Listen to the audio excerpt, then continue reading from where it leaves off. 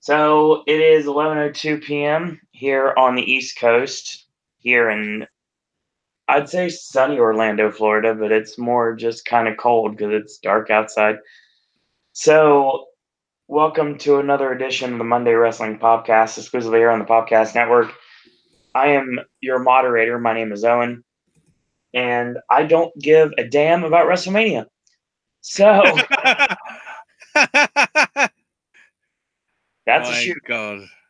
That's a straight shoot. I've converted him. I finished watching Being the Elite, and the incredible response from the AAA show with the Young Bucks won the AAA tag team belts from Pentagon and Phoenix. That crowd sucked, but yeah, they were just like a wrestling crowd on a Monday night, so it does make sense. It's kind of a segue.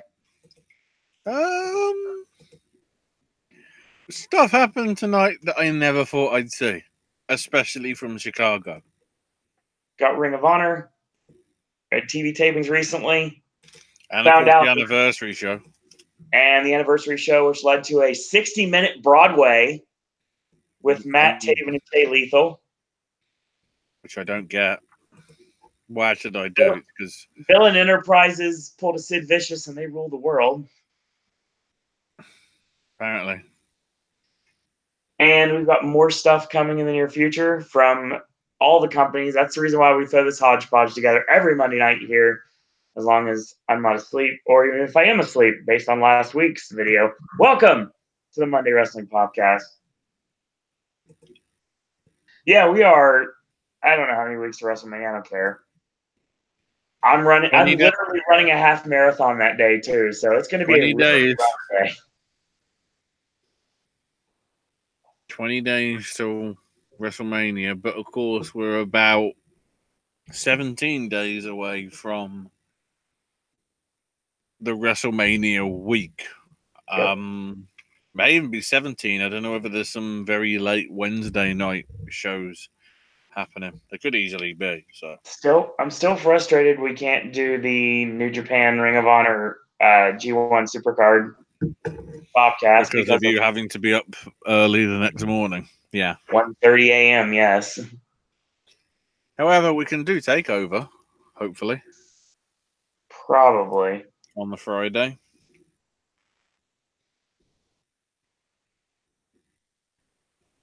Among other things, we may even do one Thursday because we won't be able to do one Saturday. We will be doing.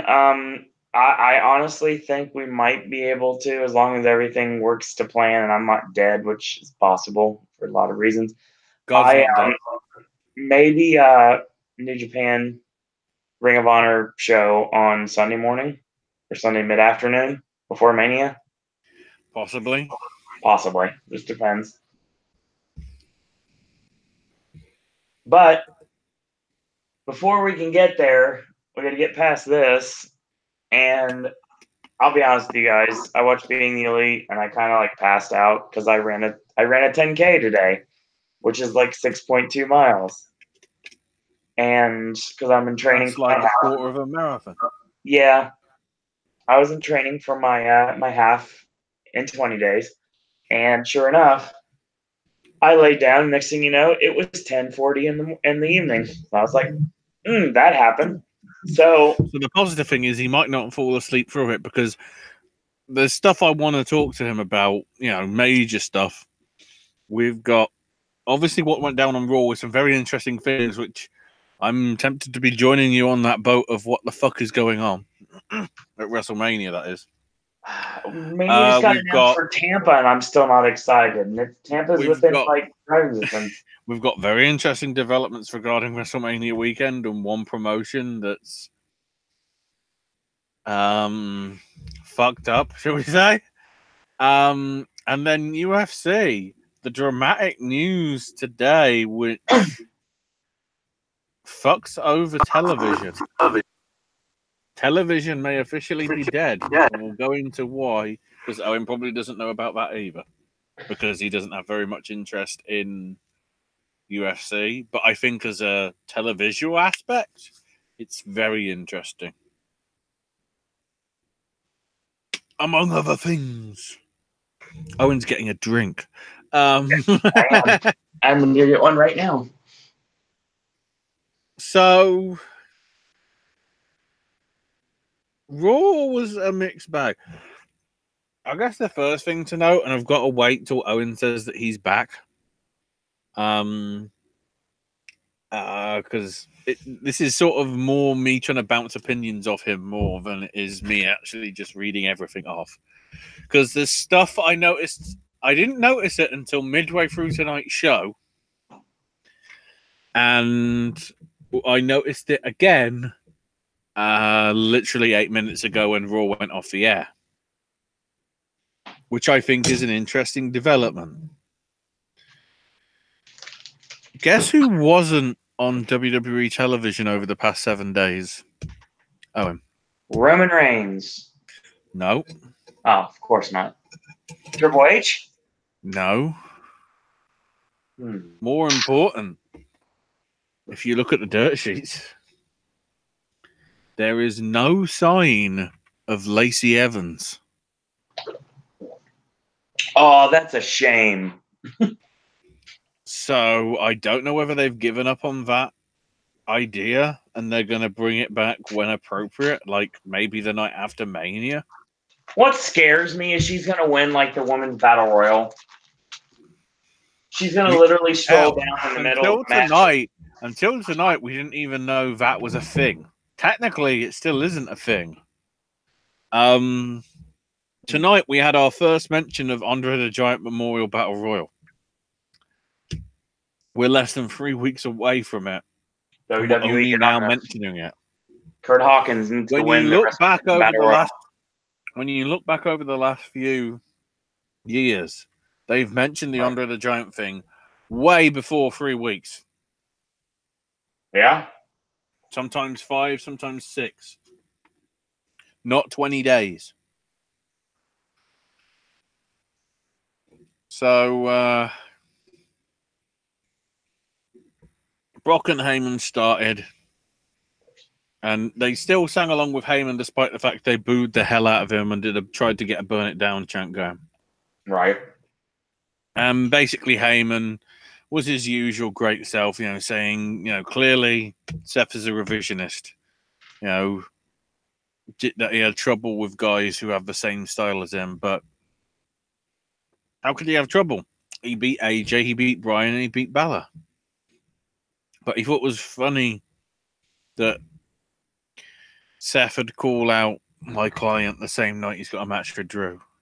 Drew's a career killer, not the career killer Lesnar was, and wondered what the heck he was thinking by picking a fight with Drew after he took out both Roman and Dean. So here comes Drew and says, I'm finally getting the respect that I deserve, and wanted the crowd to shut up and said, I brutalized them last week, Roman and Dean. And Heyman, you better find Lesnar a new WrestleMania opponent because Seth won't be able to compete. And then Rollins smacked him in the back with a chair. And hit him with a chair roughly 13 times. Apparently. And he went to the ring and Brock obviously backed off. So we build to the main event with that. So then Finn Balor comes out wishing everybody a belated St. Patrick's Day. The luck of the Irish wasn't on his side last week, but he doesn't plan on being without the title for long.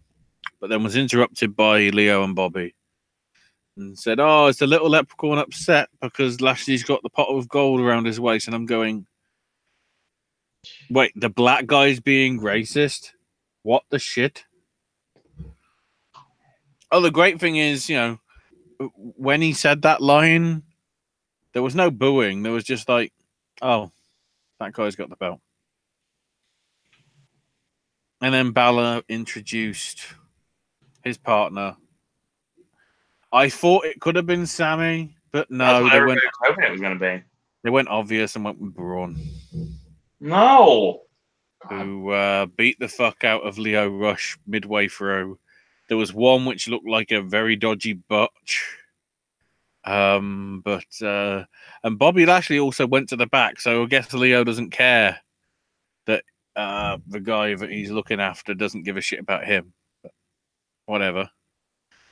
It did make Finn, considering it was all about Strowman, it was like, oh, there's some Irish fuck here. Captain fucking New Japan. Get the fuck out of here. So then they said that Ronda was suspended an undetermined amount of money for attacking the official last week. And she arrived with a, I think it's boyfriend or fiance, maybe husband, Travis Brown. Mm-hmm. John Cone approached her and said, "You're late. And we've hired extra security." And she's like, "Whatever." And it is brilliant that John Cone said, last week you were fined an undisclosed amount. It's just like, why did you say it like that? Why didn't you just say you got fined last week? Not, why use the word undisclosed amount, which makes it sound like a fucking press release, which they did. Ugh. Terrible. Moment of bliss, which gets interrupted by the WrestleMania card being announced. Why? So you can guess who's on. Yep, it's Elias. Also, randomly, she said how Lily Singh is getting her own late night night show, and I feel like I was a part of it. The crowd were like, "Who the fuck is Lily Singh? What the fuck is television?" So it was like, you brought that up to pop maybe Vince, maybe Kevin. Possibly. Nobody else knows who the fuck they are. I don't know who Lily Singh is. She's such a prolific YouTuber. I don't know who she is. I don't know who probably more than half of the YouTubers that are so-called popular. Then again, considering all the stuff that's gone over this weekend with Shane Dawson and something with cats, and J.K. Rowling doing, oh yeah, Dumbledore and Grindelwald were at it proper. And then, of course, the stuff that happened in New Zealand with the subscribe to PewDiePie being mentioned. Maybe YouTube isn't the best way to go. Which is ironic for me to say, being on a YouTube show, but I'm just saying. Well, I mean, I see where you're coming from. So here comes Elias. That's why the interruptions are all happening. And Alexa Bliss says that this is a safe space and that he won't be interrupted. And I'm like, is safe space the right word? Especially in the same day as the news of the bloody president of Warner Brothers getting fired for basically for sexual misconduct with an actress who's that desperate for work, she's actually willing to sleep with a lot of high honchos in Hollywood. Which the rumor is includes Neil Marshall, so his career's gone down the shitter. Which is brilliant. And then, of course, he does sports analogies. And then here comes No Way Jose. Music. Oh, you mean Facade?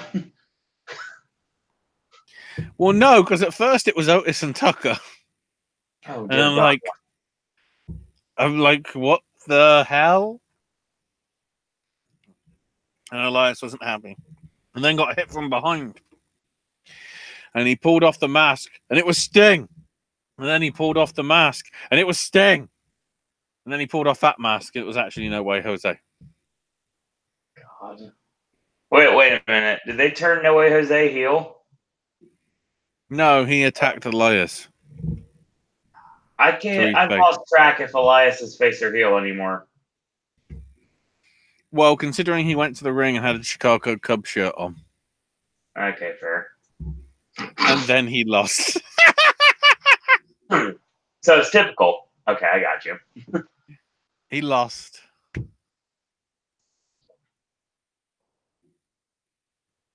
The great thing as well, No Way Jose were chanting for him throughout the entire match. The crowd did not give a fuck. Of course I didn't. That's No Way Jose. Thanks, Jeff. You've really ruined Elias's career. So, Kurt Angle comes out. The farewell tour continues. And he thanked the McMahons for letting him pick his opponent. Who do you think he picked? Well, I know the answer to this, and I'm not happy Oh, with you it. actually know. Well, that ruins the surprise. Why? The great thing is, though, the great thing to note about this is when he announced Baron Corbin, the crowd audibly groaned. It wasn't boos, it was a groan. And then, at least 2 or 3 points in the night, okay, there were CM Punk chants for a bit, which is an obvious shame. But the thing I didn't expect is Chicago were chanting, "We want Cena." Wow. That shocked the hell out of me. After Money in the Bank, yeah, very much so. They want Angle versus Cena. They want a match that they're willing to be interested in. Because if Angle versus Corbin is made official, it is another match I really don't give a shit about. Yep. However, what we got tonight was Kurt Angle versus Chad Gable. Yeah, I wish I would have seen that.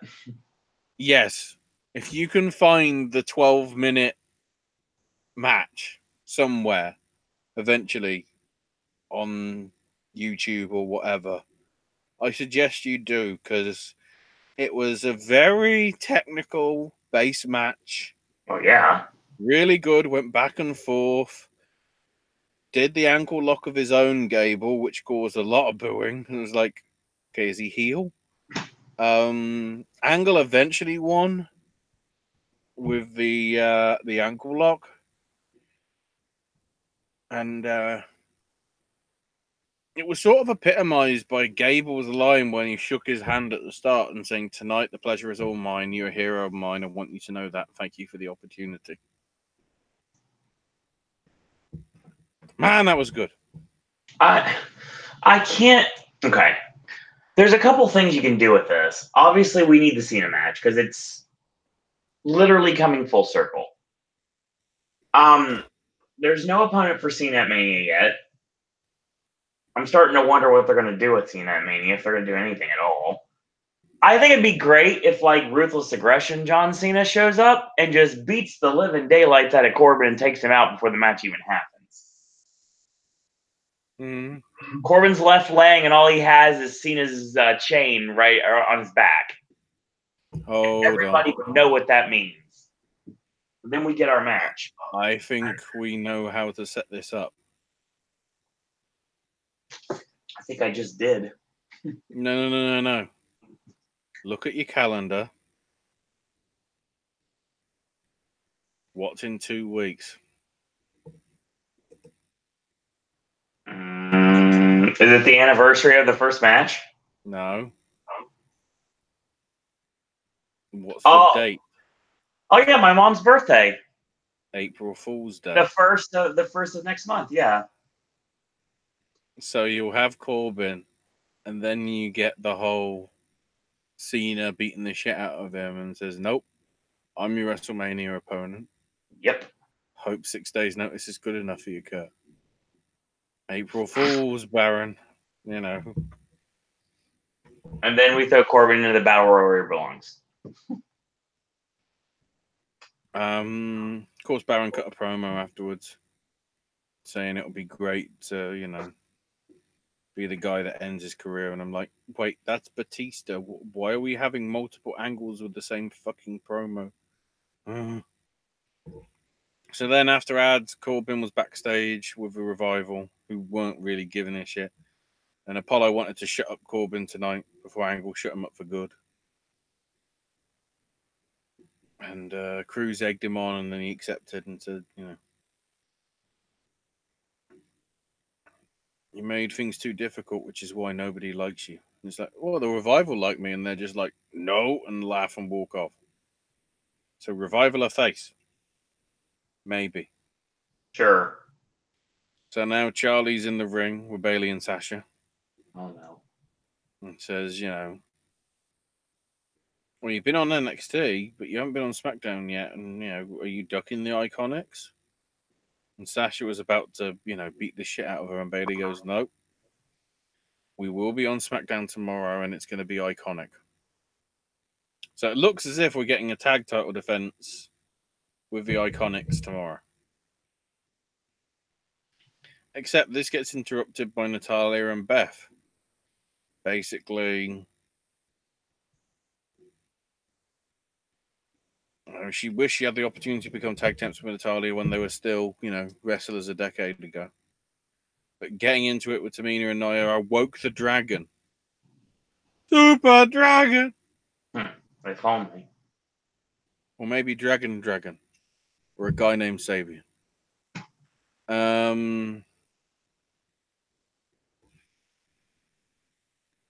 Basically, Beth challenged them to a match at Mania. And Bailey went, we'd love to, but maybe you need more time to prepare. And she was like, I just want to be reasonable. You've been retired for 6 years and the competition has evolved. And Natalya is like, she's a Hall of Famer, not afraid to fight you. And then Sasha goes, oh, well, you're just riding Beth's coattails just to get a match at Mania. And they got into a fight and heart brawl and whatever. And then Natalya and Sasha Banks were having a one-on-one match, and then Nia showed up. Why? From the stage, mocked Beth, saying that she's done more in 3 years than Beth did in her entire career. And I'm going, well, Beth wasn't in shit storylines that made you flip-flop more than Big Show does every day. And that she was the stronger and prettier version of the Glamazon. Tamina showed up from underneath the ring, beat the fuck out of Beth, super kick Bailey, super kick Sasha. Natalya went to check on him. Tamina ran off, joined her on the stage, and said, we'll see you at Mania. Oh, and also, I looked back to last week, to Fastlane. That leg drop thing she did was her version of, I guess, the people's leg drop, because she did the whole thing with her hands as if she was Dwayne for the people's elbow. I don't know why. And then I don't know how to feel, because we don't have Lacey anymore. But now all of a sudden back is Mojo for yelling at himself in the mirror again. Oh, Stuart Smalley's back. Great. So now Richard O'Shea is facing Jinder Mahal one-on-one. No Aleister Black in sight. I guess because he's still on somewhat honeymoon with his beau. And then they announced Sue Aitchison as the recipient of the Warrior Award. And this time when you think about it, when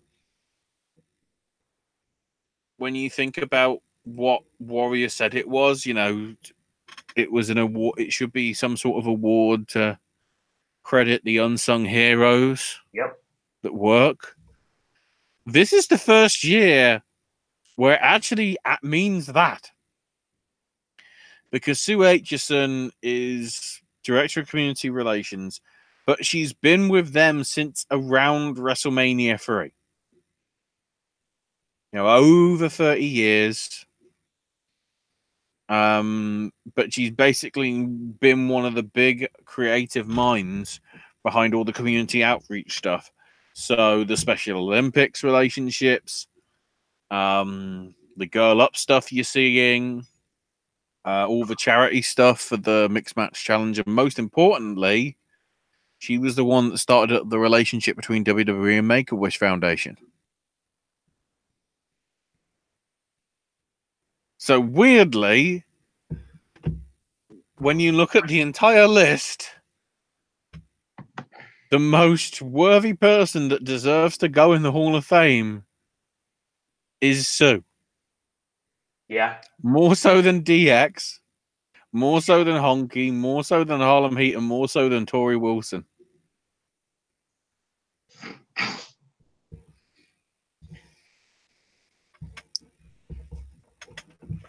So an actual surprise. At first, I was like, okay, this seems a bit stupid because it's very in-house. But when you look at it, the idea that Warrior had of it trying to be the unsung heroes, those that people that you don't hear about, it fits the mold perfectly.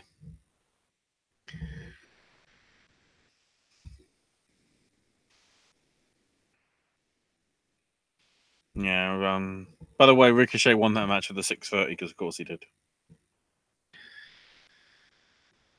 And so then Dasher asked Rollins about his attack on Drew and said tonight's for Dean and Roman. It was also for Brock, who Hope was watching, and that he'll burn Suplex City straight to the ground.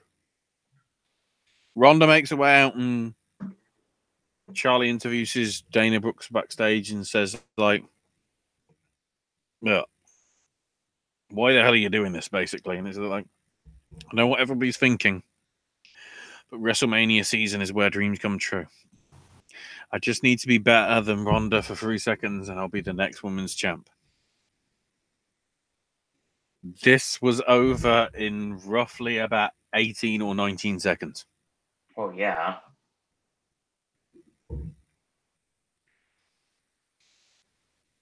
Rousey went for a kick. Brooke blocked it and slapped her.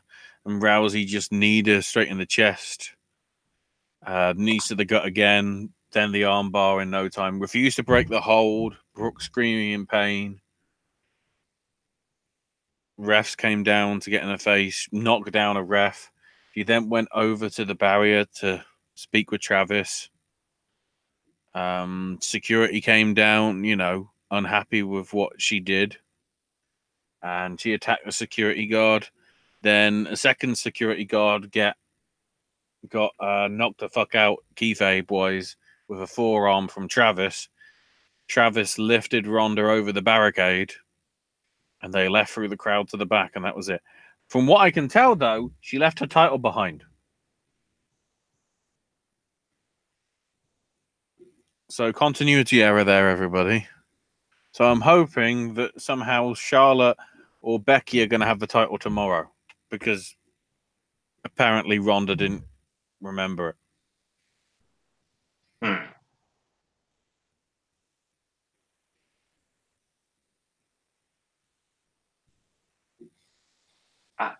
Oh, and just to really not get how social media works, Apollo Crews is facing Corbin, and they actually note that there's an uproar on social media from fans upset about Corbin being named Angle's Mania opponent. Corbin apparently already replied on Twitter to say that he needs a boat to float down all the fans' tears. They didn't give a shit about the match until Apollo Crews won it from out of nowhere with a small package. And Angle celebrated with Apollo on the ramp. So now Batista is in Tampa, Florida, in giant inverted commas, the size of Tampa, Florida. And Cole asked why he wanted the match Triple H, and he just went, I just don't like him. He's like, well, surely it's more than that. Surely it's, stems from evolution. And Batista goes, no, it's further than that. People credit the success to Triple H taking me under his wing. He groomed me just to be his muscle. And he's had a history of using people to protect him. DX and Evolution were the same thing to Triple H. And then Cole brings up the quitting aspect, and Batista goes, look, I left because of Triple H. but look at what I've accomplished since leaving. I've become a movie star without him, and now I'm in control. I've known him for 20 years, and he's always been fair to me and has done a lot. And yeah, Cole basically said, well, I've known him for 2 decades, and he's done a lot for NXT, and he's always been fair. And it's like, you've been fooled. Why do you think they call him the Cerebral Assassin? Hopefully Vince will fire Triple H. Then I'll end my career at Mania.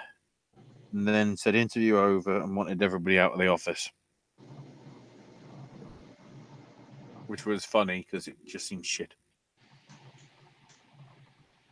So then Charlie is asking Strowman about the SNL stuff because apparently they made some comments on Twitter. And said, I don't care what the idiot said on Twitter. They made me mad. So I'm entering the Andre the Giant Battle Royal so many as people as possible will get these hands. And I'm like, oh shit, we actually brought it up.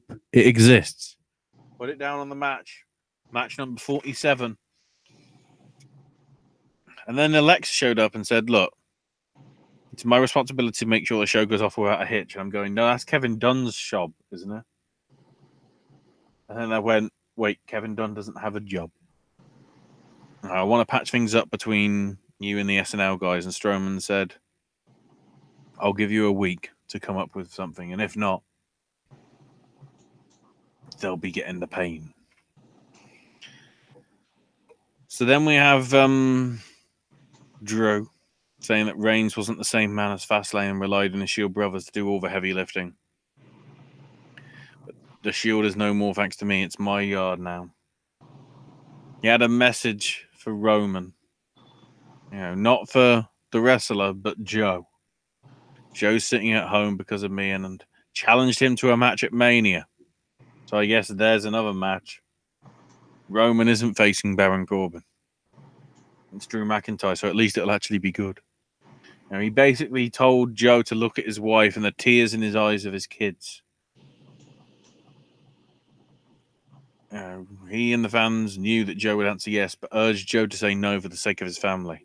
What he did to Dean and what he'll do to Seth is nothing compared to what he will do to Roman at Mania. Roman may have beaten leukemia, but he won't be able to beat me at Mania. And I'm like, can we stop bringing up the fucking leukemia? Yeah, it's ridiculous. Please. I'm starting to get sick of it. He's in remission. You're setting yourself up for a potential PR nightmare, too. And then Rollins basically went, that's the reason I did what I did earlier. And then they just show the chair attack for no apparent reason. That attack was from my brothers.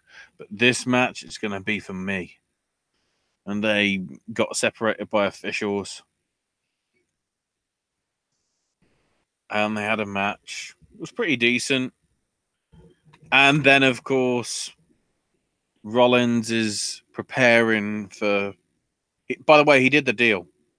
Oh, of course he did. For the first time in a while. But Seth hit a super kick to the gut of Dean and was going for burn it down. Either the super kick or the stomp. Except Lesnar's music hits. He shows up on the ramp. Seth turns around in the ring, hit with a Claymore kick. Drew wins, and that's how you end Raw. Anticlimactic as fuck. I mean, YouTube gives us, 8 hours we're allowed to play with when it comes to the Popcast? We should just be able to scrape it. Barely. Just.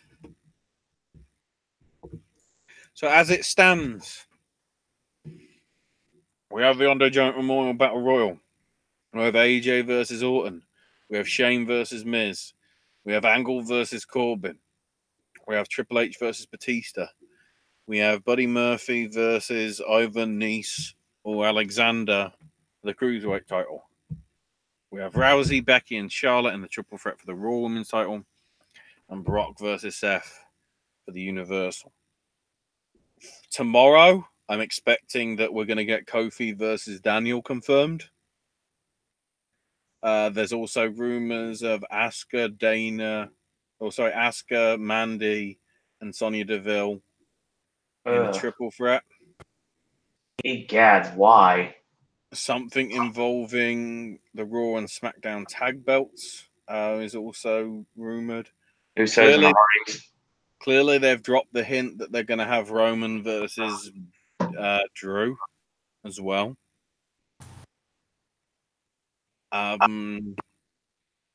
Maybe Lashley and Balor for the IC title. That looks promising. Seem to have dropped a hint towards that. Joe versus maybe Cena, which I guess would ruin the whole Kurt Angle thing, which would be annoying. But in all honesty, it would probably be a better match than Angle and Cena. Probably. The women's tag thing is gonna be maybe a 4-way. Because if it's just the Raw women, then that's gonna look like a great title, isn't it? You know, it's only allowed to be competed for by Raw women. So I think there needs to be something there involving a SmackDown team or a NXT team. But that'll be complicated by what happens at NXT. And of course the women's battle royal as well. So that might even be 18 matches. God. Maybe. Not 17. It's concerning. It's too much.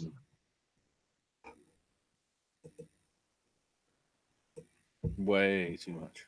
And when you're doing a show like this and you have to stay alert and awake through 9 hours of the show, it's not an easy prospect. That's a big old fuck. And it's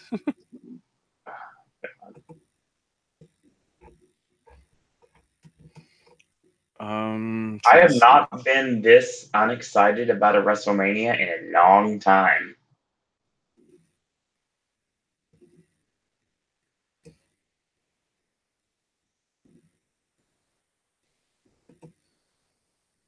Mm-hmm. I mean, sure, there's going to be good matches on the weekend. I'm not doubting it. Most of them won't come from WWE. But I mean, it's just like lately it's been a good thing to tune out.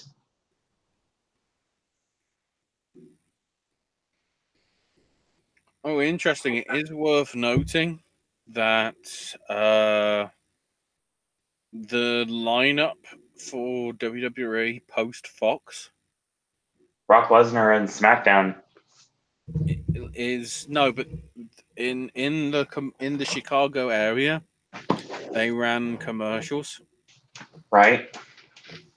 For Survivor Series because, of course, they're holding the weekend in November, Right. and they announced that Friday SmackDown will be in Chicago, followed by NXT Takeover in the same arena for War Games. So yeah, that's confirmed as well to be back. Mm-hmm. And now under WWE ownership again. Sunday will be Survivor Series in the same arena, and then Monday Raw will also be in the same arena. Which complicates when the fuck they do Hall of Fame. I guess Thursday when it gets to WrestleMania next year? Perhaps. It'd have to be, surely, because it'd be the same time as SmackDown. I doubt you preempt SmackDown, considering it's live, so...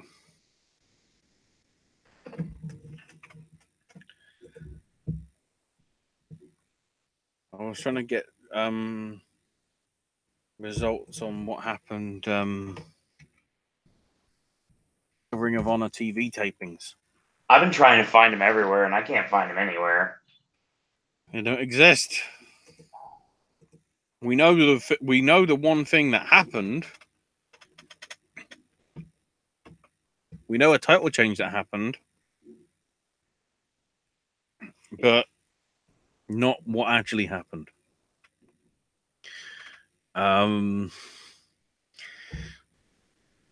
Which is complicated as fuck.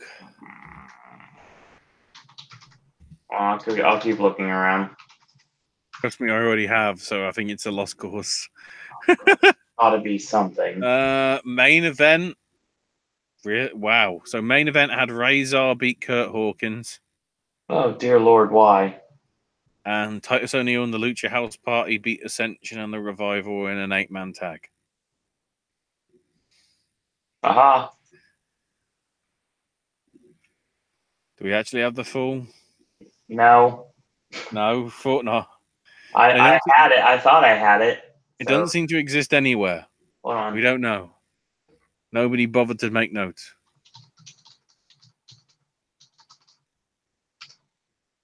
I'll keep looking. Continue. I don't know whether Jacob went to the show. You'd have to check his Twitter. He might be the only clue. He might be the only clue. So yeah, the ROH anniversary show. An interesting little affair, I will say. Opened with Marty Scurll and Kenny King in the number 1 contendership match, which Marty won, which was confusing because Kenny King was the face and Marty Scurll was the heel. So I really don't get the angle at all.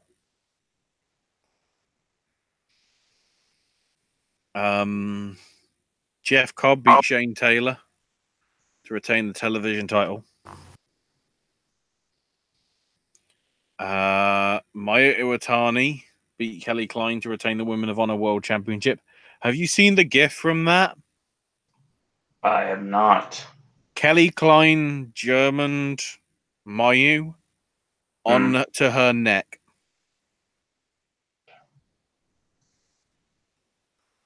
It looked unsafe as all hell.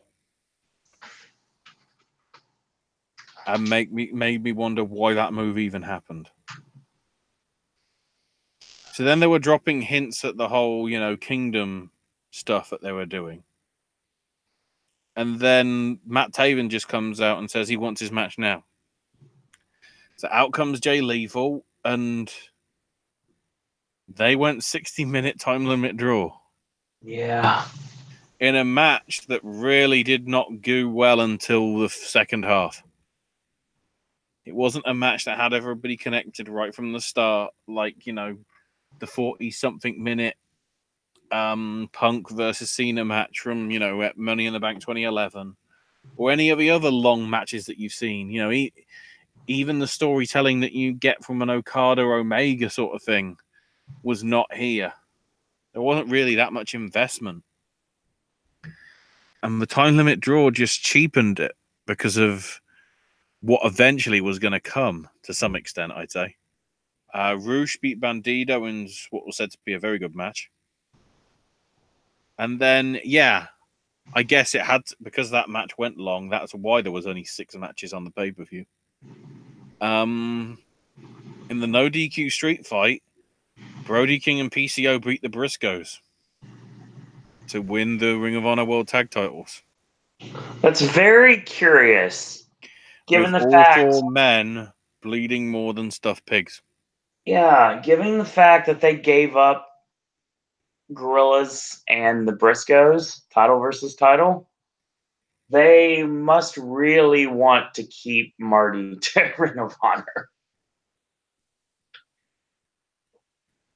Mm-hmm. I don't think he'll stay, though. Why do you think they're doing what they're doing? Oh, it is worth noting, just randomly in that 60-minute draw, they just said, it's going to be Jeff Cobb versus Will Ospreay, champion versus champion, title for title at G1 Supercard of Honor. in the middle of like your main event caliber match. Weird timing to announce that, guys. Just really odd. Just It got even more interesting the next night though, because the only thing that I remember, there was a title change, and that was the Kingdom losing the 6-man tag titles to the Full Villain Enterprises, with Marty including Brody King and PCO. And they then announced that it's going to be, I guess, Skull versus Taven versus Lethal in maybe Ladder War. yeah, it's a ladder match. Yeah, but is it Ladder War? What is No, it good for? I think it's just a regular ladder match, from what I keep seeing. But it's weird. It's like somebody that's passing the torch, but I don't know whether it's passing the torch to Taven because Marty's leaving, or passing the torch to Skull because Taven's leaving. Because it could be either. I mean, we'll find out in 19 days. Well, didn't Marty already? When is his contract up with Ring of Honor? Not entirely sure. I thought he still had a substantial time amount left. I mean, it might be just this year, but still. His contract apparently expires at the end of this year. Okay. So Ring of Honor's got that long to build Villain Enterprises into a monolith long enough to justify getting Marty to stay. I can't see that happening, though. Well, actually, I'm seeing some places saying that the contract runs till April. And then I'm seeing other places where it expires till the end of the year. If it expires next month, then, I mean, I could see Marty showing up. I could see Marty showing up at Double or Nothing. Potentially. Hopefully he doesn't get the timing right. Hopefully he gets the timing right after the issues with Okada. Well, here's the issue. The problem that I have here is the fact that what they're going to do in Madison Square Garden is they're going to go out with Matt Taven winning the Ring of Honor World Championship. In all fairness, he should have had it in the first place. Yeah, but is it too little too late? I wouldn't have thought so.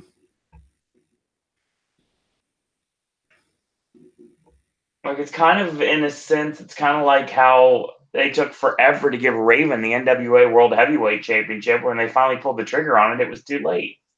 Mm-hmm. True. I think that may be the same case with Taven.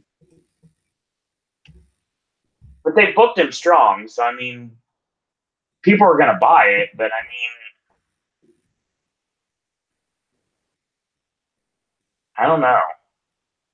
Very curious situation. So, speaking of the other half of the Supercard, New Japan Cup. The second round is over. Yoshihashi beat Chase Owens. Ishii beat Taichi. So they'll face each other in the first quarterfinal. In the second quarterfinal, Will Ospreay beat Lance Archer. Shock. And Okada beat Mikey Nichols. So Ospreay versus Okada, the rematch is happening. I'm intrigued to see whether Ospreay's going to win that. He could. To plant the seed.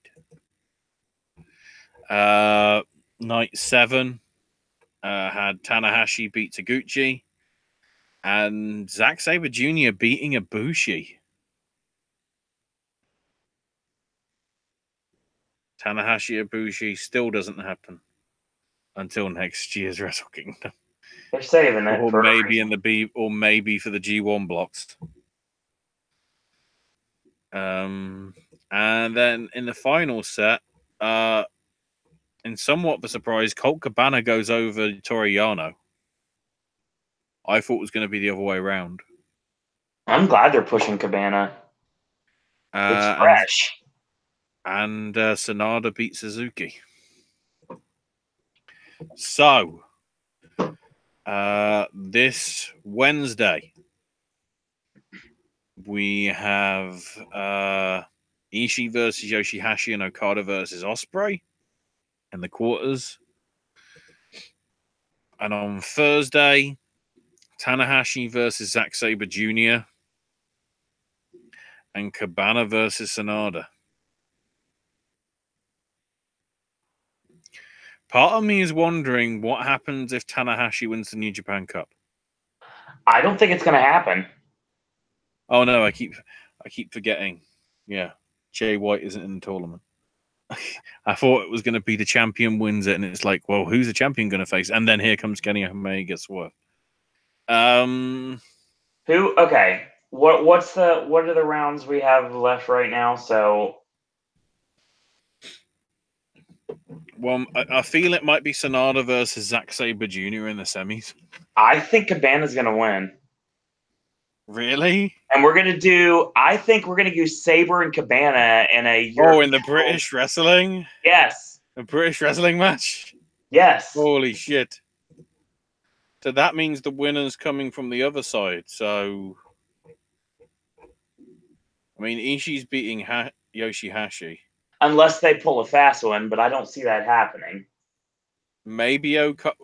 So that means Okada would have to beat Ospreay. Because if Ospreay's, Ospreay's going to be busy anyway with the whole title versus title thing, so he isn't winning. Right. So I think it's more likely to be Ishii or Okada, whoever wins that wins the cup. I say Sabre and Okada is the final. And Okada wins. And then beats Jay White like the drum he deserves to be beaten like in Madison Square Garden. No. Sadly, no. I think it makes sense. However, we do have one more match to add. Not only will we have the New Japan Cup final on Sunday, Juice Robinson will be defending his US heavyweight title against Chase Owens. I can't see them taking the title off Juice already. They're just doing that as a placeholder, I swear, for 2 weeks' time. Yeah. But I don't know who Juice is going to be going up against. Maybe do something with like Lifeblood or something, potentially. Oh, what, Lifeblood versus Bullet Club? And Madison Square Garden, yeah, I could see that. Maybe. And then that could build to... Hang on, let me look at the New Japan card. Well, they got Sengoku Lord on 420 because LOL. When's Wrestling Dontaku? Is it end of April or...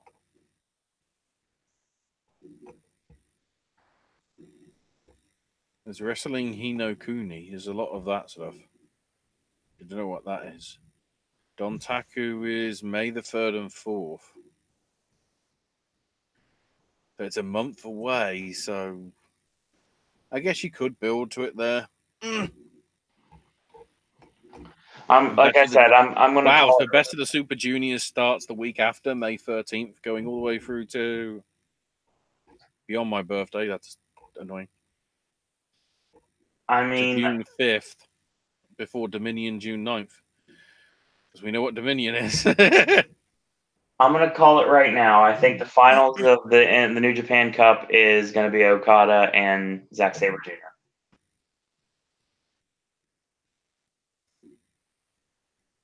Because they are really building. They're really, really building Sabre right now. Imagine if it was Okada versus Tanahashi, though, one last time. Yeah. I don't know. We'll see. I mean, by this time next week, we'll know who's won.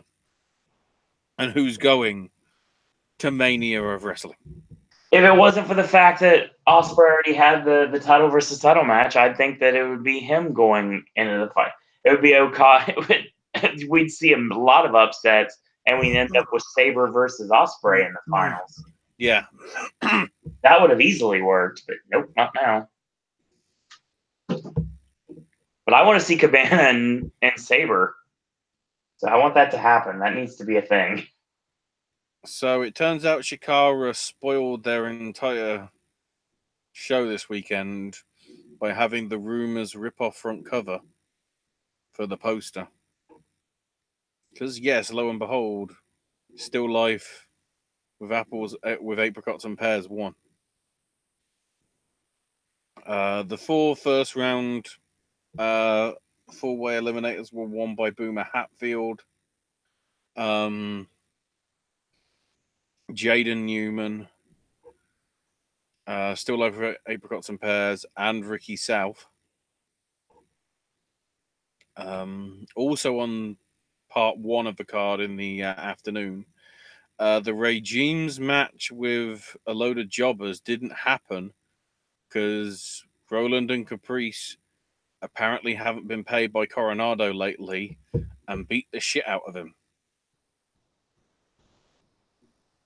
Mr. Assaultman beat Rory Gulak.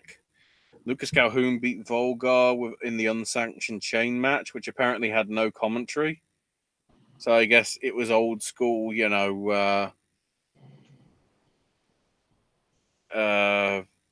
Kevin Steen and El Generico in the final battle. And then also Mark Angelisetti beat Chris Dickinson, with Dasher Hatfield then coming out and informing Touchdown that he would be wrestling on the second card as well, after Angelisetti said he was willing to take the match. On that second card, Boomer Hatfield beat Jason Newman in the first semi-final, and Still Life with apricots and pears won the second. Airwolf pinned Cam Carter. The Colony beat the Creatures of the Deep in trios action.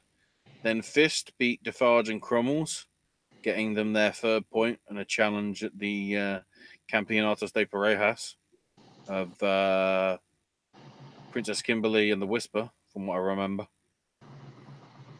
Dash Hatfield obtained his Grand Championship against Solo Darling. Still Life and apricots and pears then won the Young Lions Cup, making Boomer tap to the Venus flytrap. And then Angelisetti pinned Icarus with an Oklahoma roll. And Bryce then said, once upon a beginning, their next show at the weekend WrestleMania thingy will have Mark Angelisetti versus Dasher Hatfield in a ladder match. Ladder match! It's worth noting as well that there's a lot, I think there's 5 straight shows that, with maybe some advertised around it, I don't know, where Shikara are going to be doing solely baseball places, baseball fields. Harrisburg, Pennsylvania, Trenton, New Jersey, Lancaster, Pennsylvania, Reading, Pennsylvania, and Allentown, Pennsylvania. And then the twist. Labor Day weekend is now Shikarasaurus Rex show, with King of Trios now moving to October. October 4 through 6, they confirmed this weekend. Will be happening in Reading, Pennsylvania as well. So let me check exactly the venue. I don't know if it is. Yeah, they're going to be in the Goodwill Beneficial Association Hall. So they're not going to be in the Palmer Center like they've been in previous years. And they're also not going to be doing it out the Wrestle Factory. It will be out of a slightly bigger place. Worth noting, though, the images, I guess, following on from, I guess they gave up on the whole Well, no, they clearly didn't, because some of the titles are clearly still inspired by Darth Marenghi's Dark Place. But it seems to be classic albums, because of course we've got the Young Lions Cup replicating Rumors, the Infinite Gauntlet one seemingly replicating, I don't know, it sort of looks like the My Lovely Horse. If anybody knows what album it's supposed to be making fun of, please, get in contact. But for King of Trios, again, I actually don't know the one for Shikarasaurus Rex with the glasses and the mask and everything. But the King of Trios one is clearly inspired by Night at the Opera and Day at the Races in terms of their look and the font, especially because it says Night 1, Night 2, or Night 3 at the tournament.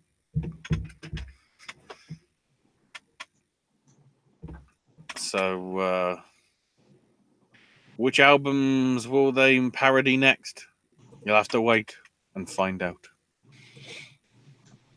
See if I can get. Oh, yeah, we might as well talk about the NXT spoilers. Final set of tapings, I believe, before the mania of wrestling. Chelsea Green beat Jessie Elaban in a dark match. Apparently, Chelsea Green broke her wrist about a minute into the match. Correct. She still won. So then Triple H came out to actually open and said, it would have been great because he was going to set up Ciampa versus Gargano, but obviously that now cannot happen. So instead, we're going to have Johnny Gargano versus the winner of the upcoming 5-way with Aleister Black, Ricochet, Adam Cole, Matt Riddle, and Velveteen Dream. And lo and behold, Adam Cole won.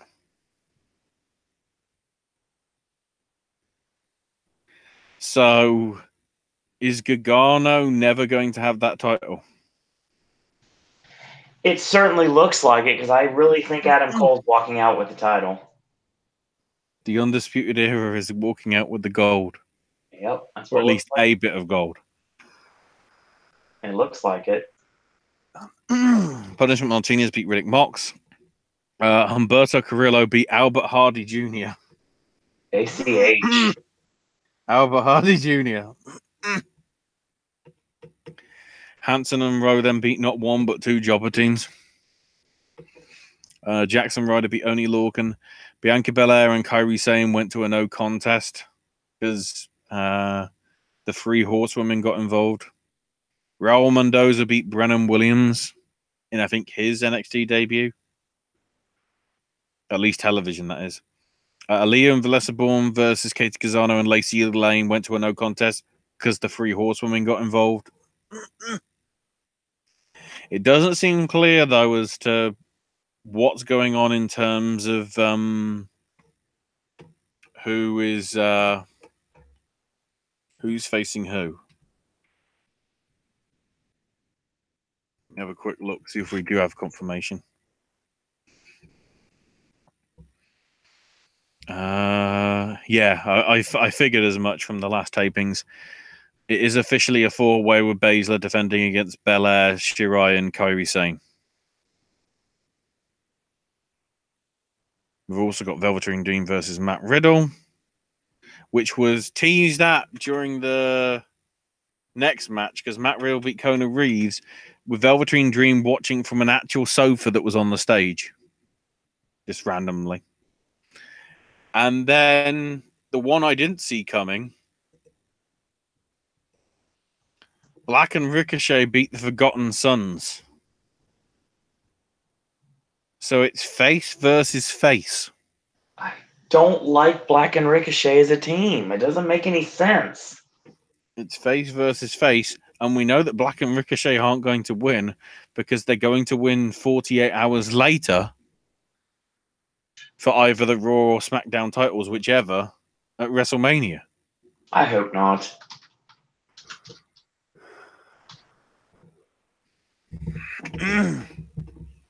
Which is why I thought Forgotten Sons was better, because it leaves the possible theory that they don't win. Because in all honesty, you know, having them being wrestled on that show and then wrestling a couple of nights later, it's like, well, clearly, you know, that doesn't make sense booking wise.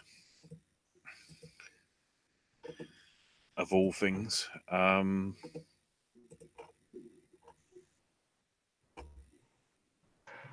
Quickly trying to get some results from the other shows from across the world, across the nation, doobity-dation, words. Evolve. Before we get started, I do want to say there's been a lot of signings lately. It's great. Yeah. Robbie E is now joined the WWE, and so is Stokely fucking Hathaway. Stokely fucking Hathaway got signed. Yep. What the shit is going on? I love it. Yeah, and the big news today that got leaked, DJ Z is heading to the E as well. That's awesome. And that big guy that was with Stokely and Robbie that I don't remember. Oh, yeah, it's Wayne Bloom's son. Yeah.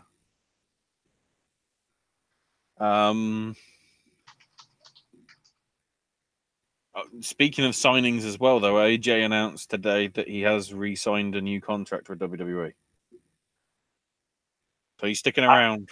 I get it, but I mean, there's not much more AJ needs to do in the WWE at this point.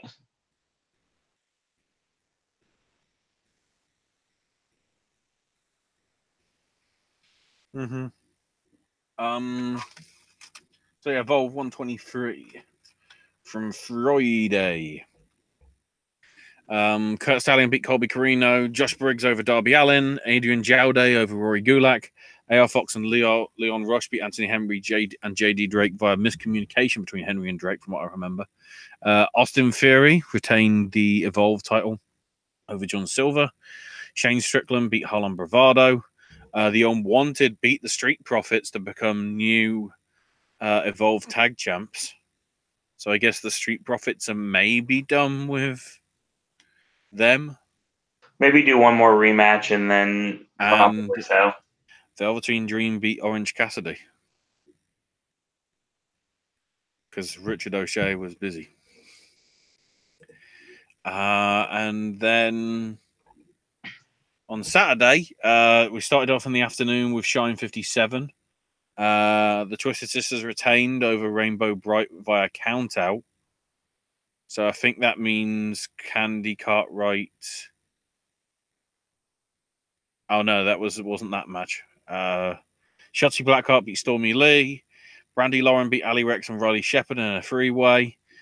Team Spam of Errol Monroe and Nova champion Aya Pereira beat the Cutie Pie Club of Demetri Rose and Kira Hogan.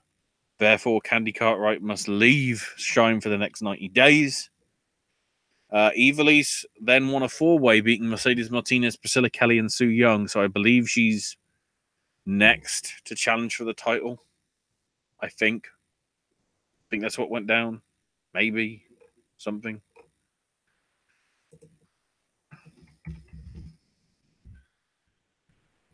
Probably check to see if that's the full card, because it seems a little short with only having like 5 matches or so. No, that actually was it. Okay. Oh, apparently the entire Cutie Pie Club must leave 90 days, not just Candy Cartwright. I guess they changed the stipulation. Wow, that's weird. Shine only had 5 matches. It's a shame. And then Evolve 124 in the evening on Saturday. Priscilla Kelly beat Brandy Lauren. Darby Allin beat Anthony Henry via DQ. Harlem Bravado over John Silver. Adrian Jaude beat Wheeler Yuta. Kurt Stallion defeated Leon Ruff. Adrian Alanis beat Anthony Green, Liam Gray, and Mike Orlando in a 4-way. Josh Briggs got the victory over AR Fox. JD Drake retained over Austin Theory to keep the WWM World title, even though it was originally supposed to be non-title, but it was anyway. And then Velveteen Dream and the Street Profits beat the Unwanted of Kingston Gacy and Shane Strickland in the main event.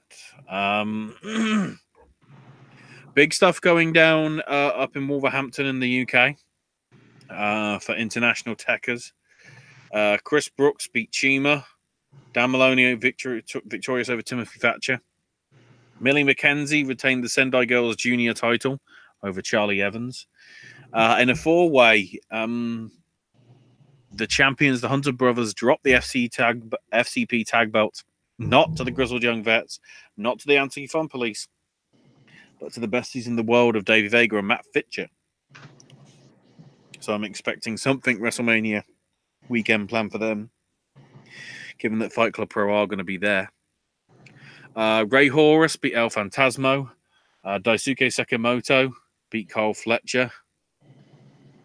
And then Mark Davis beat Miko Satomura to become the new Fight Club Pro champion. They also announced that... let me see if I can find it. I think it's July the 27th. Sendai Girls will be running their first ever show outside of Japan in collaboration with Fight Club Pro in Wolverhampton, which is big if you want to see some good Japanese Yoshi wrestling in the UK. You know, worth checking out. I think tickets go on sale. I think it's this week if they haven't gone on sale already. So keep an eye out. One of the big ones as well this week, OTT with their Scrapper Mania.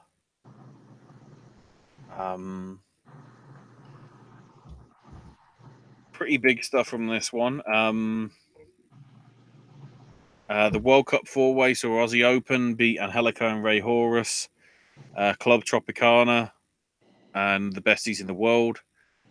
More Than Hype beat the Rapture in a six-man match. In a handicap match, Hurricane Helms and the Angel Cruisers beat the three-man team of Juice D, Sammy D, and Team Prick. Oh, so it's actually 4-on-3. Okay. David Starr beat Dan Barry. Miko Satomura victorious over Session Moth. Now, this was the interesting one. The OTT tag titles on the line in a six-man tag in which the losers must leave town. Now, look at the list here, Owen. We've got the Kings of the North, Irish through and through, Bonesaw, Damian Corvin, and Duncan Disorderly. And then British Strong Style of Pete Dunne, Trent Seven, and Tyler Bate. You can probably guess who lost, can't you, Owen? Yeah, probably. Yeah, the Kings of the North lost. Fuck you, Swerve. British Strong Style, not only as champions, but the guys that aren't in the E having to leave the company. So I guess the whole, well, these talents can't show up on shows doesn't apply to OTT, applies to Progress. Because Pete Dunne was in a dark match last weekend for Progress, but OTT, it don't matter. For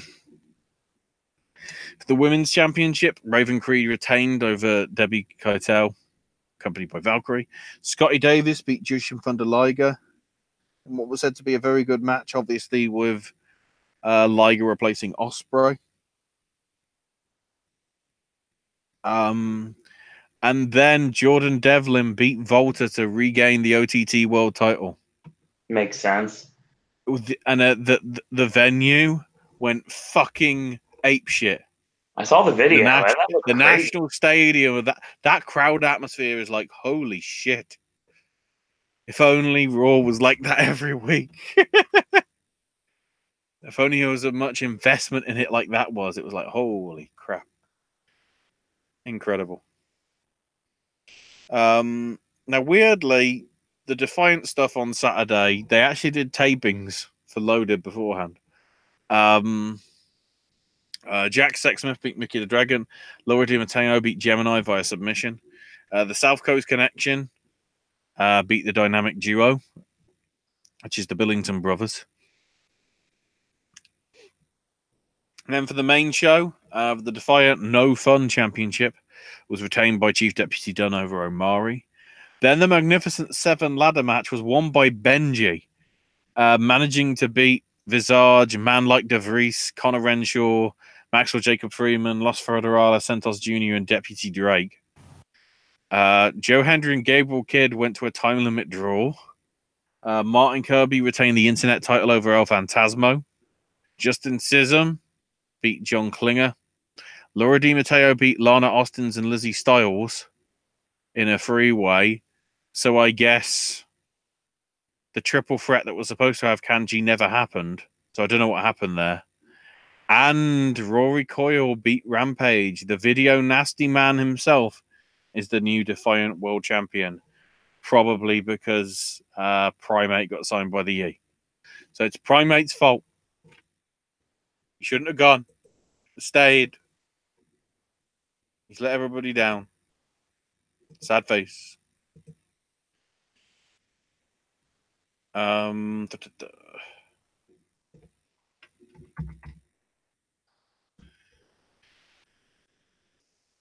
Just seeing if there's anything.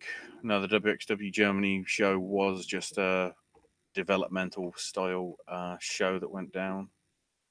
Doesn't seem to be anything else listed there.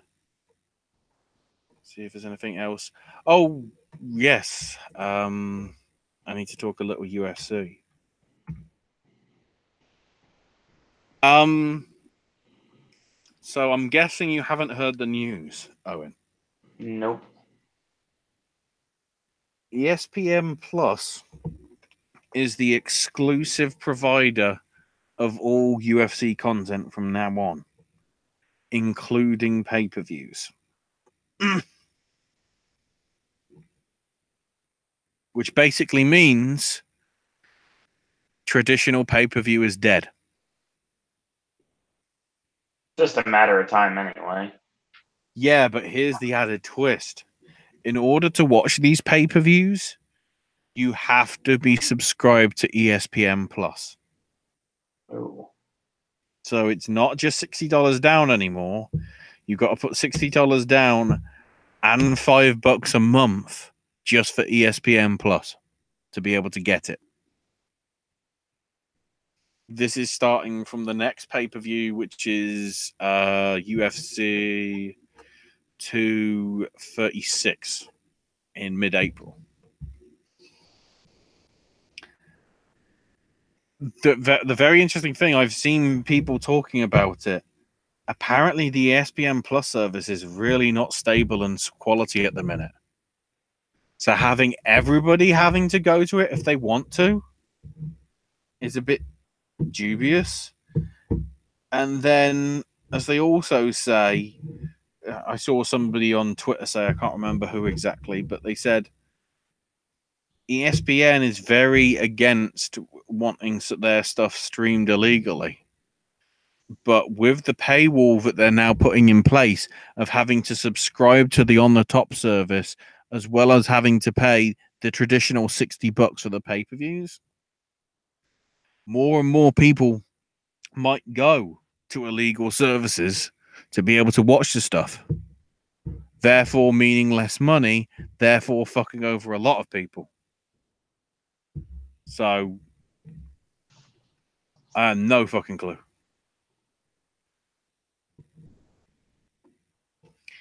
I mean, what's your take on it? Honestly, I mean, I don't care about sports. So trying to get someone like me to buy ESPN just to watch UFC, that's ridiculous. That's not happening. I don't even have the network or New Japan World, and I could have both of them. Mm-hmm. I mean, I don't care about the WWE product right now. Obviously, I like the old stuff. Obviously, I'll go back to that. I would love to have New Japan, but yeah, but obviously in a world where you've got, what is going to be at least equivalent, let's say, $65 a month. No. As long as there's a pay-per-view that month, which there nearly is at least one, sometimes even two in a month, depending what the schedule is. On top of that, you got the $10 for the WWE Network, the $9 or so for New Japan,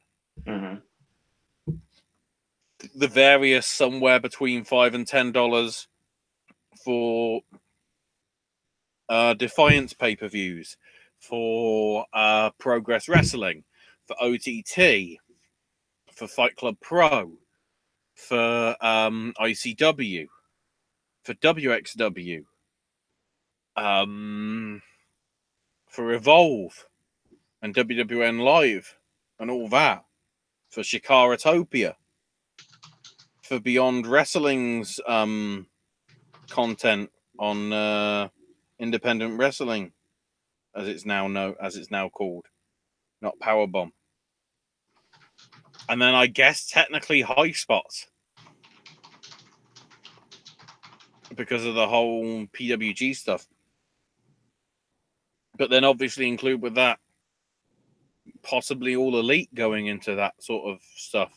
Yeah, it sounds like it's going to be a lot more of like a digital profile. There's only so much money. No, yeah. It's like back in the 90s when you were purchasing a WWF pay-per-view and WCW pay-per-view. Then you had to buy boxing pay-per-views. ECW occasionally. Yeah, then ECW came in, and then it was like, okay, now we have to pay for ECW. And then, of course, UFC back in the day. Then you had Heroes of Wrestling and those one-shot pay-per-views. And then NWA TNA came in. And it's like, first off, no one has money as it is. How are you going to add to it? Even the diehards are going to be finding another way to watch their product because they're not going to be willing to pay for it. Mm-hmm.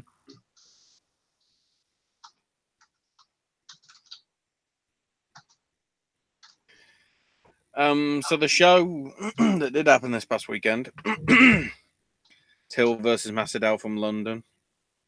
Some interesting stuff going down.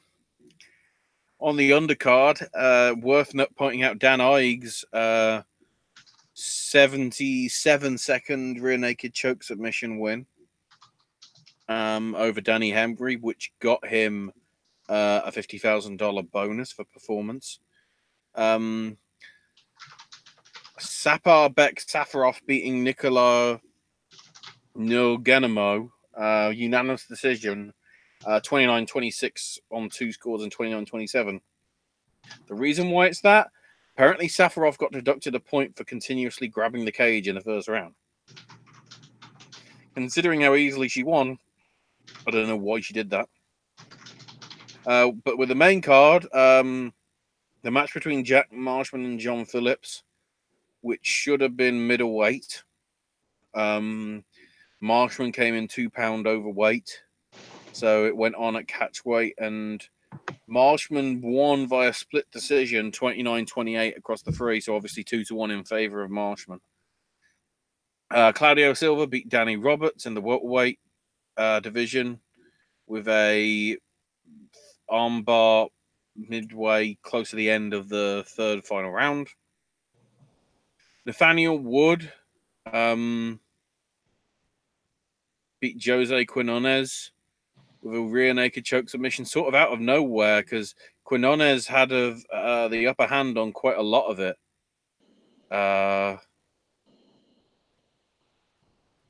For some of the stuff.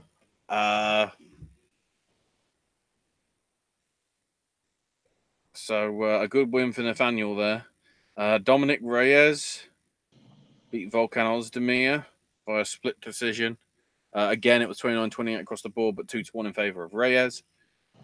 Leon Edwards managed to get a somewhat upset win over Gunnar Nelson.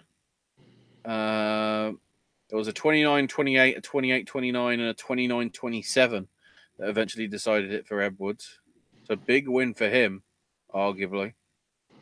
Although there was some criticism for the refereeing in one of the matches. It might have been this one that Dana wasn't happy about.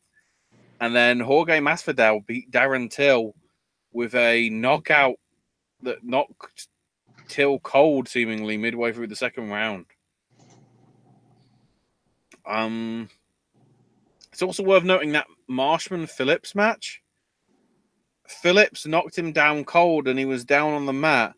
And Phillips, rather than going down and getting the beat down and causing the match to finish, he bowed down to him and let him get back up. Which, when you think about it, the fact that Marshman won, maybe that was a mistake from Phillips. Especially with the added fact that both men had lost their last two matches. So it was literally a case of whoever wins might be saving their UFC career. So maybe a questionable move. Jorge Masvidal, by the way, getting $100,000 because he got Performance of the Night and Fight of the Night with Darren Till. So Darren got a bonus 50 as well. The big stuff, though, happened afterwards when Edwards was being interviewed, I think by BT or, well, maybe by ESPN because it was a co-production with both. And he went over to Masvidal, who was sort of backstage in the area. And Masvidal just cold-cocked Edwards. And they got into a brawl, and it was just like out of fucking nowhere. Clearly, there's some stuff there to possibly justify a match between them now if they wanted to do that. Thankfully, it wasn't as stupid as like the whole Khabib Conor stuff we saw last year, or the fight on the bus and everything that screwed everything up. It's also worth noting on that show that they officially announced that Michael Bisping will be going in UFC's Hall of Fame this year. For the traditional International Fight Week shows in July. So congrats to him on that. Well deserved. UFC is back this coming Saturday in Nashville, Tennessee on ESPN Plus. The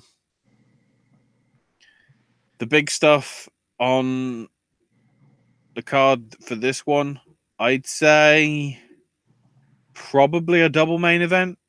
With Curtis Blades versus Justin Willis, and the main event itself being Stephen Thompson versus Anthony Pettis. Also on the main card, we got John Medeski versus Jesus Pinedo in the lightweights. A flyweight bout with Jussi Formiga versus Davison Figueiredo. In the featherweights, Luis Pena versus Steven Peterson. And Macy Barber versus JD Aldrich in the women's flyweights. Bellator, a quick look, see when their next show is. They've also got a show this Friday in Vacaville, Oklahoma on DAZN. The main four matches on this one being Anthony Tokov versus Gerald Harris and Michael Shipman versus Horacio Derpinian, both in the middleweights. Then the heavyweights, Valentin Moldavsky versus Linton Vassell and Emmanuel Sanchez versus Georgi Karkanen, main eventing for the featherweight division. I'd argue that there's no real big names until we get to Bellator 220 at the end of April. But I'll still cover, those the shows in between and whatever. And then obviously we are only 2 weeks away from One Championship 93, a new era from Sumo Hall, with the One debuts for Eddie Alvarez and Demetrius Johnson, amongst others, with Sage Northcutt's match now being confirmed for May 17th in Singapore.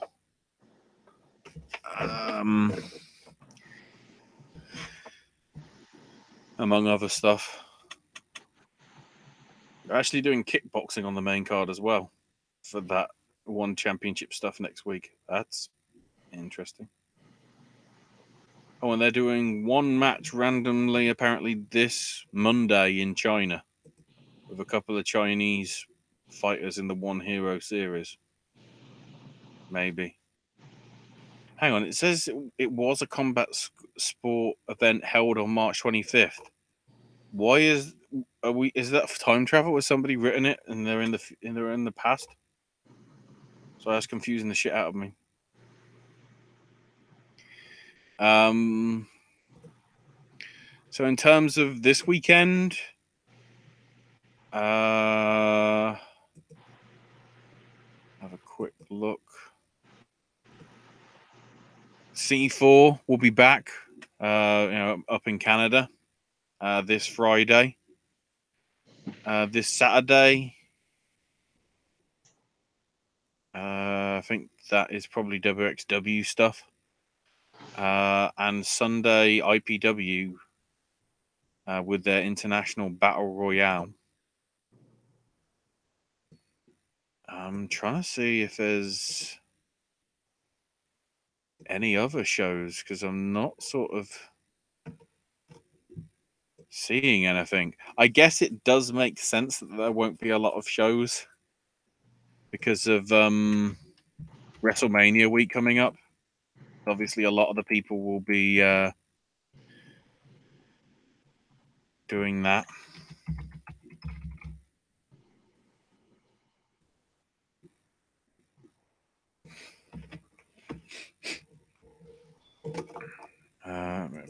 I'm trying to have a quick look at my emails. I'm guessing there's nobody in chat, is there? No. Yeah. Quickly try and log into my email that will have the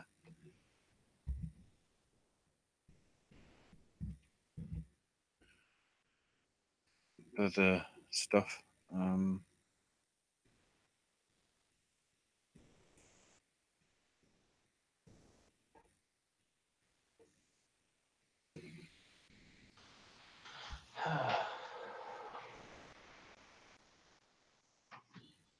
There we go.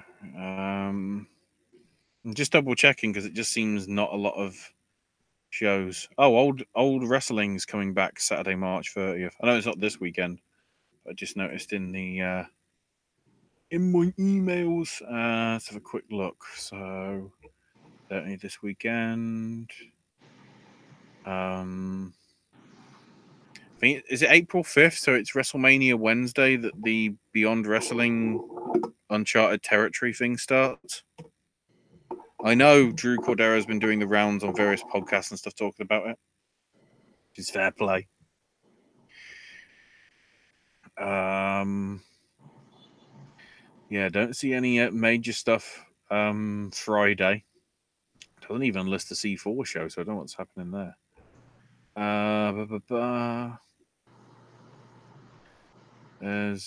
That's a WXW, but that's in Florida, so that's clearly a different one.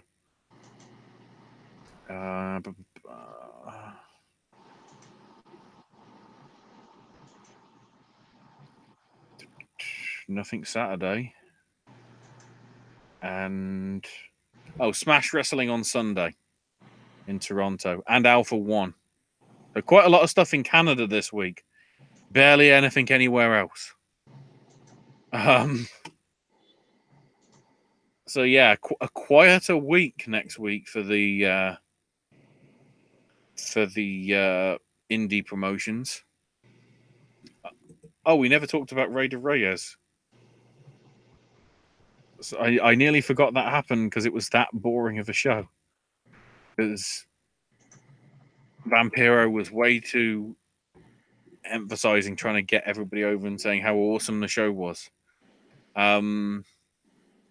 So Nino Hamburgeressa and Big Mammy retained their mixed tag titles over Villano Free Jr. and Lady Maravilla. The big thing that came out of this, though, is Big Mammy was about to do like her big splash on Lady Maravilla, but Nino, who is infatuated with the other woman, even though she's supposed to be heel, was not happy. And so he splashed Villano Free Jr. himself instead. And so when they won the titles, Nino cared more about Lady Maravilla and took her to the back. carrying an officer in a gentleman style away. So clearly stuff going on there. Lady Shani retained over Keira Ladiedra and Chick Tormentor in a 4-way street fight.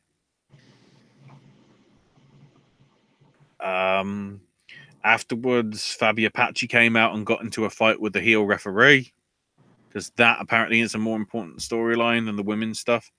Lady Shani also came to the save of, or was rescued, I should say, by Taya Valkyrie, despite the issues that they've had in previous times.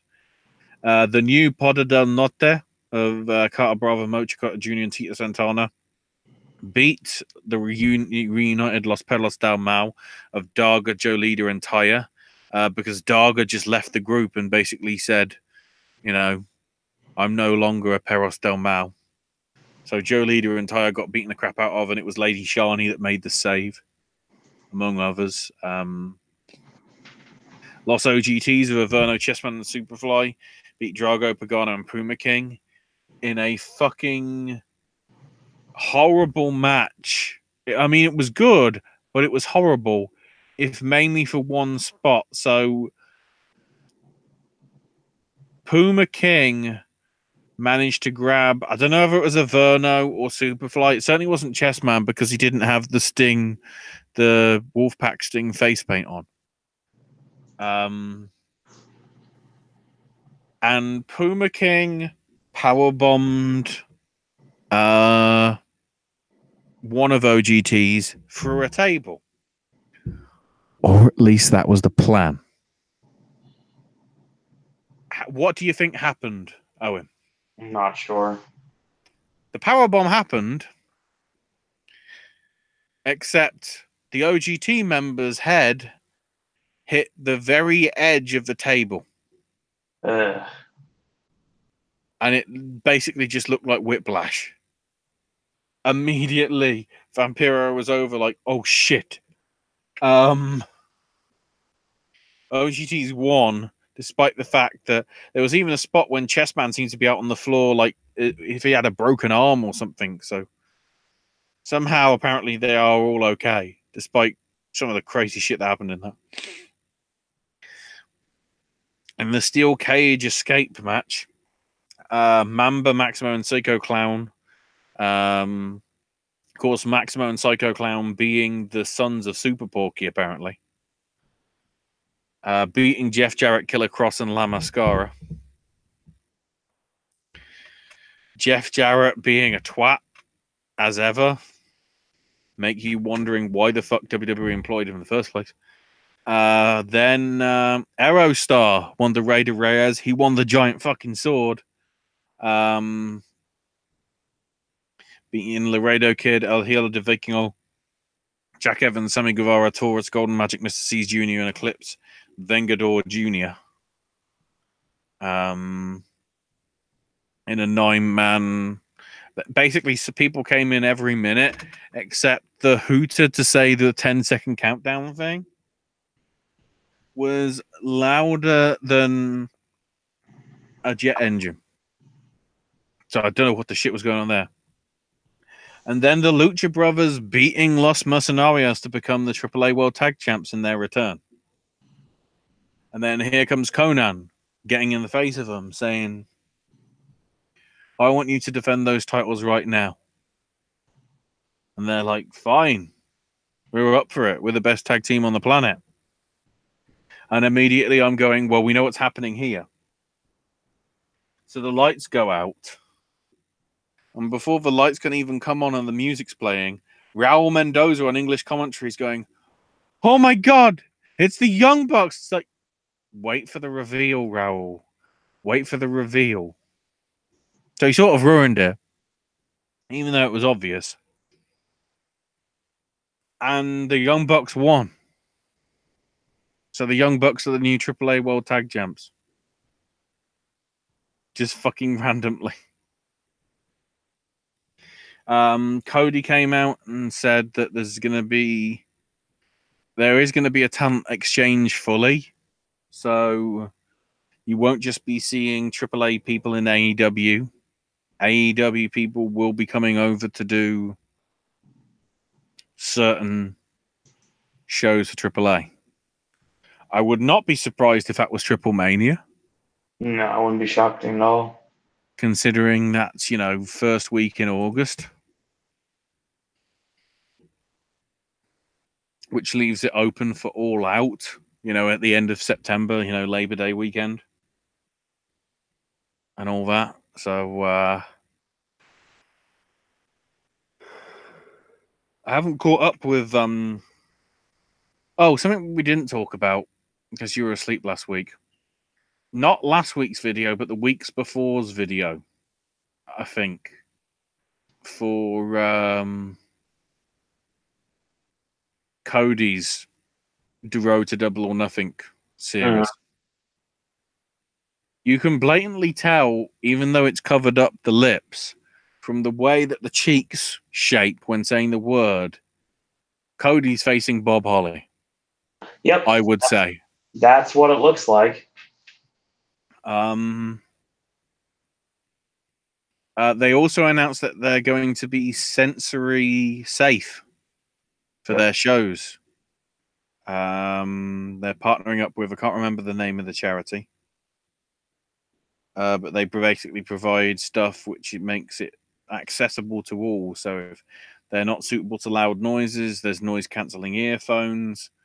There's sort of like fidget spinners and stuff for autistic issues. A lot of things. And apparently they're going to be setting up like a makeshift sort of like room inside the building.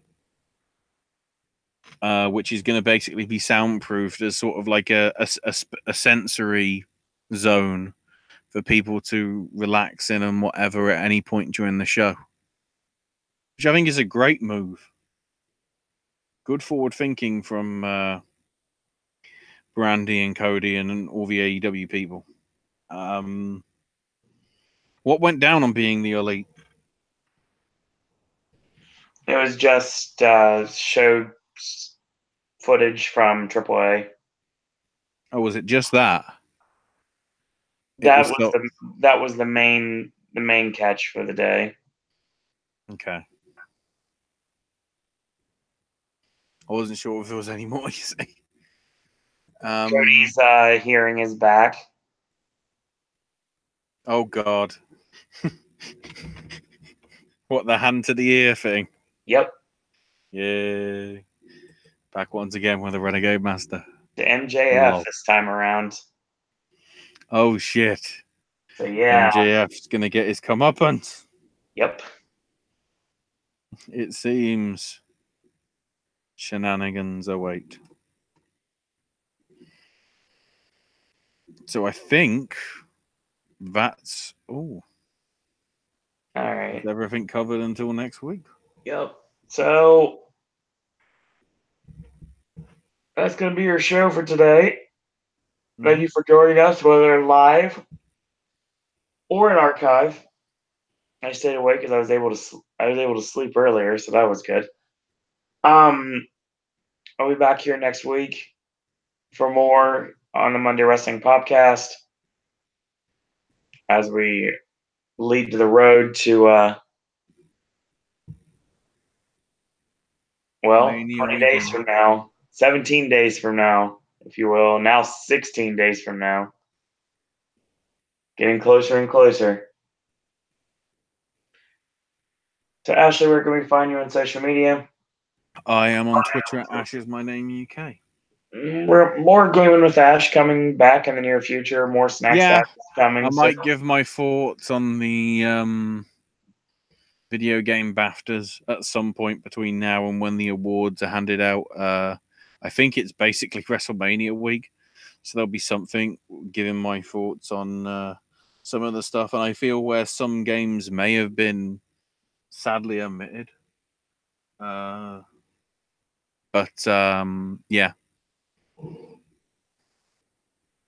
So you can follow me on Twitter at Sir Owen Disney. Follow the network at Popcast Network.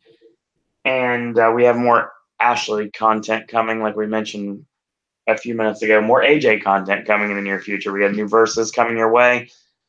It's going to be a crowd pleaser, we'll put it that way. So looking forward to that. So that's going to be coming near. Apparently, Dean Ambrose showed up after Raw went off the air. Oh, he was the dark match spectacular. Corbin jumped Rollins. Ambrose made the save, and they both hit their finishers to send the crowd home happy. And they both fucked up Corbin. Yeah. How beautiful. It's on the website too, so I mean, it's on their Twitter feed. So WWE actually acknowledged it, which is rare.